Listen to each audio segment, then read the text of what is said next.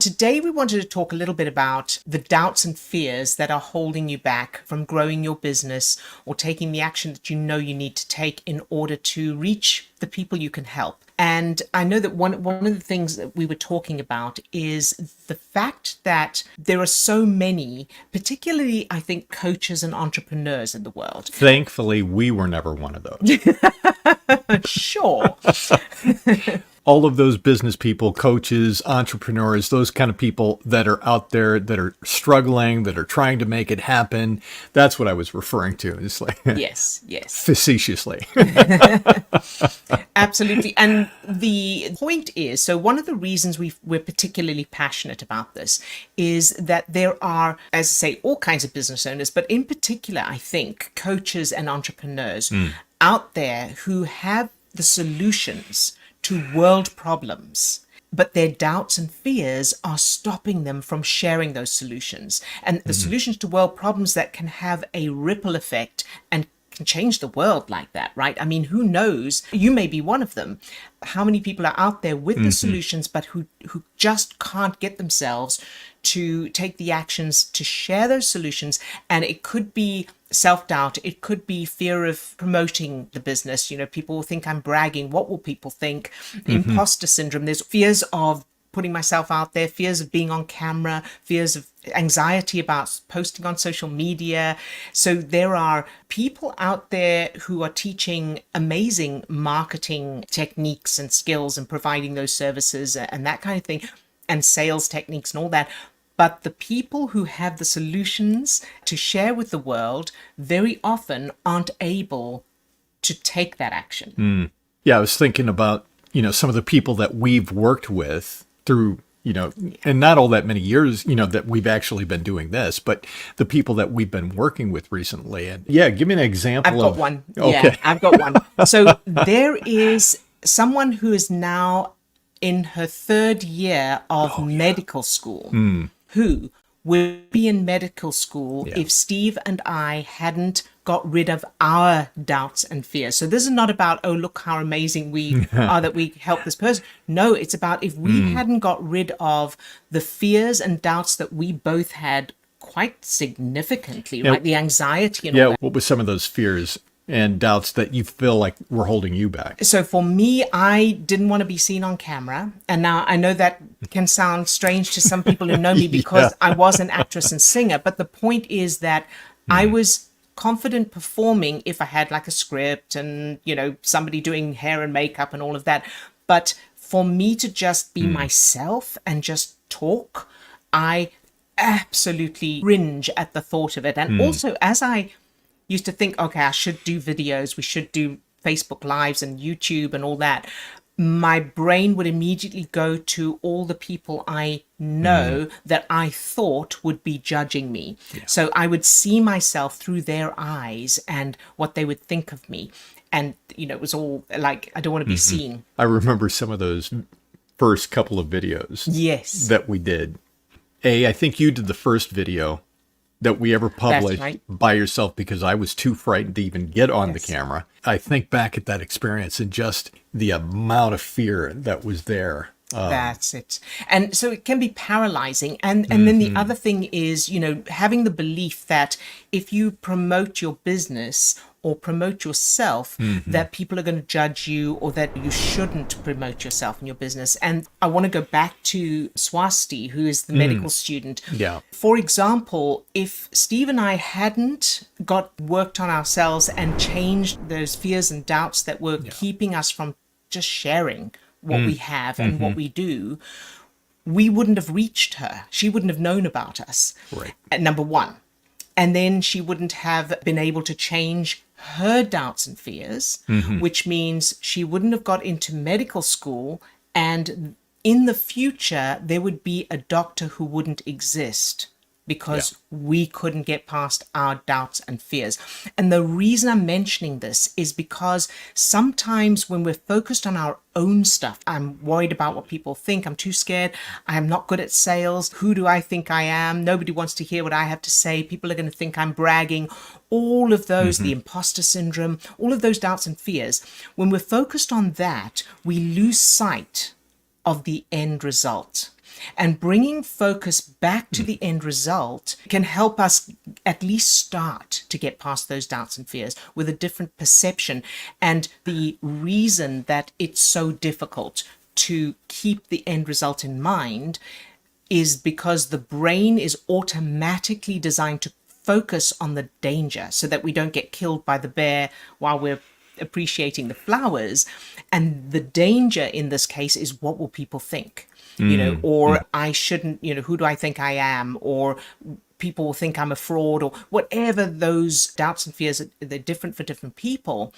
And the brain is producing stress chemicals like adrenaline and cortisol that make the focus close up, home in on the so-called danger, and ignore the knock-on effect. And I'm kind of hearkening back to those early days of us doing that kind of thing. And clearly, I wasn't in that space of thinking about the knock-on effect, that our work would one day have. I was just clearly focused on the feeling, even though there wasn't a real live bear attacking or whatever that imagined danger was. And now what we know and the work that we do is taking a look at what really is, or what the unconscious part of the brain is recognizing as the bear. That's right. Because the trigger, that fear that we're feeling in the moment is coming from someplace. It has an origin, it has a root, and it is unique. It's absolutely unique to all of us. But the fear, those neurochemicals that we're feeling, the effect of that fear in our body has that ability to just micro-focus us on trying to stay alive. Right. That feeling of trying to stay alive in the moment. And I've lost my ability to think strategically. I've lost my ability to keep my eye on the prize, whatever those words are. And that's holding everything back. And in this modern day and age, there is absolutely no beneficial role for fear. Now, wait a minute. You don't agree with that? No, There's no reason for fear. Fear, I don't believe that fear is useful or helpful unless your life is in danger. Well, and I think that there's certainly going to be a popular belief, or there's going to be a long-standing belief that we've got to have a certain level of fear.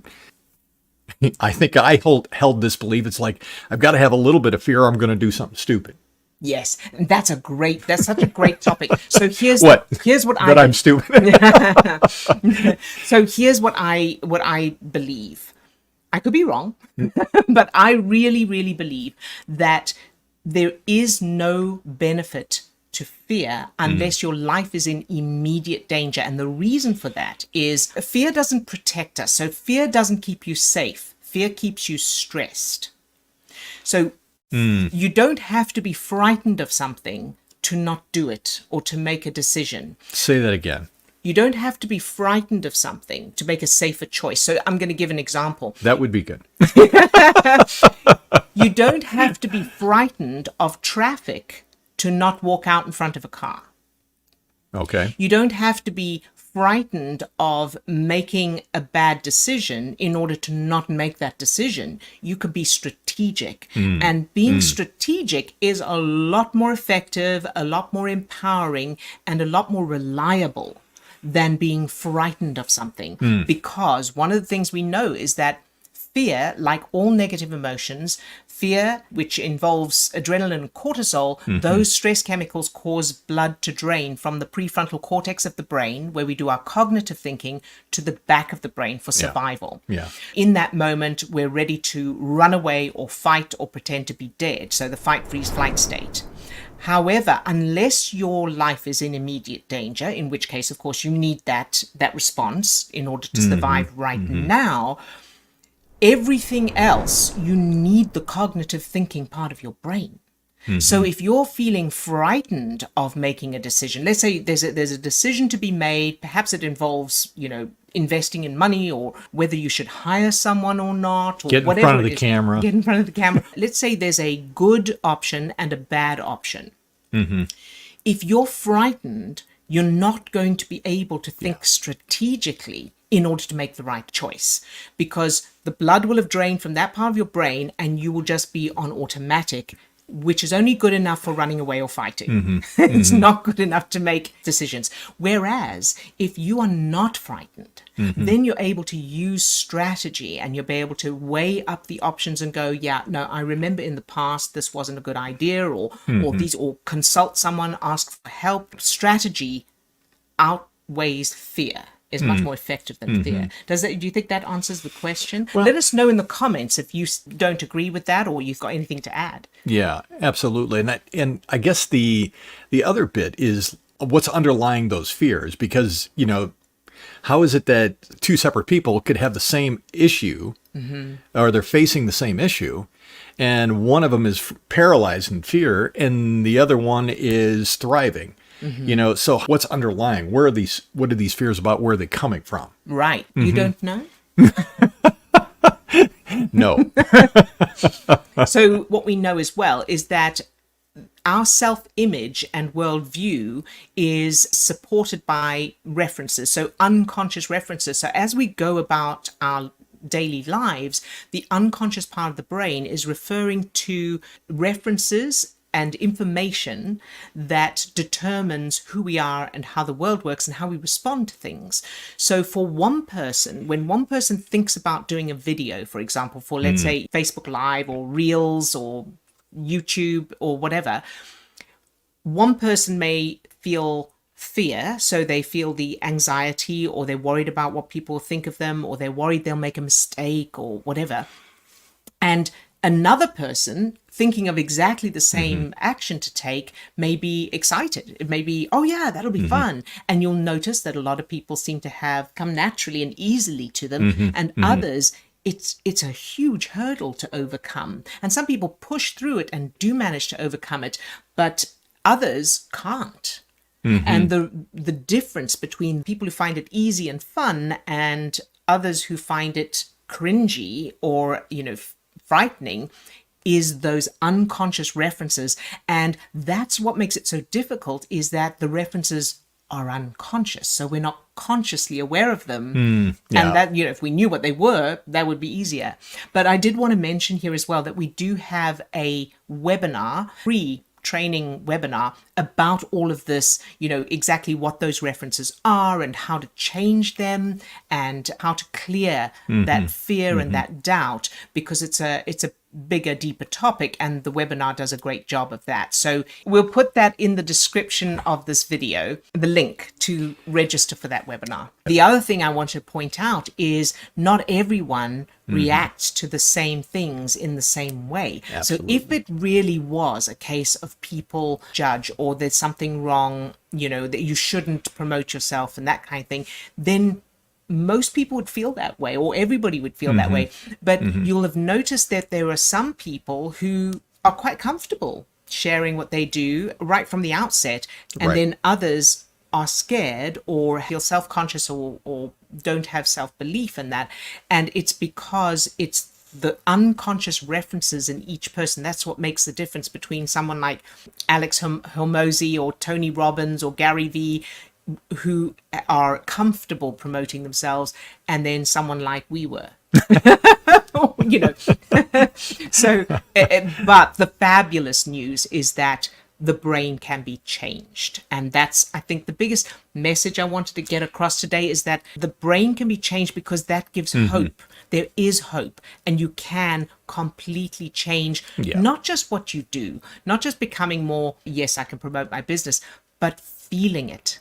So really genuinely feeling comfortable, confident, and having fun with it, as opposed to trying to make yourself do it, which is what I used to have to force myself. Yeah. I wanted to just encourage people to click the link, check out the webinar. If any of this seems to be resonating for you, we'd love to go a little bit deeper with that. So just to confirm, the webinar is free. You can register, you can get all the information from it, so there's no obligations or anything on that. You'll gain a lot just from the webinar.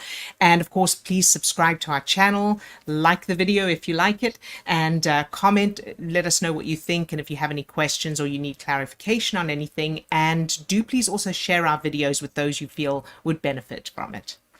All right. That's it from us today. We'll see you next time. All right. Bye for now.